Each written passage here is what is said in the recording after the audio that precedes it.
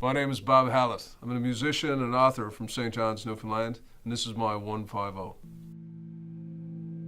I grew up in a place called Kilbride. It had been settled by Irish people who came from a very small area of Wexford and Waterford in the late 1700s with the prick of a British bayonet in their backsides. So they had a very distinctive culture, and they brought everything with them. They brought their religion, their architecture, their food, and they also brought their beliefs. And one of the things they believed in very strongly was fairies. And not fairies in the Tinkerbell way, but a kind of dark and strange people who shared the earth with us.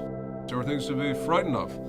And I heard these stories, and as a young child I believed it, and as I got older it seemed sillier, and I didn't cease to think about it altogether. Now, when I was in my early 20s, my family had an enormous dog, a Newfoundland dog. It was over 200 pounds, the biggest Newfoundland dog ever born on the island of Newfoundland. And that animal was afraid of nothing, neither man nor beast. Another big dog was a toy to him. It was a slipper to be tossed around. And I would walk him and he would almost pull my arm out of my socket if he saw a bird or something else that attracted his attention. And one night, late in October, there was a moon out, so it was silvery. The leaves were all gone, but it wasn't cold. We were walking in a park right at the bottom of the Valley Kilbride on the banks of the Waterford River.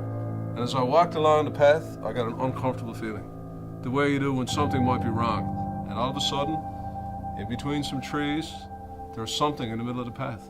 And it's not very big, maybe 2 or 3 feet high, and it's squatting. It's doing something on the path. I can't see it very well. And I walked a little bit closer to have a look, and it looked like an older guy, and was wrapped all in this white robes and sort of rags and blankets and scarves, and I couldn't see a face.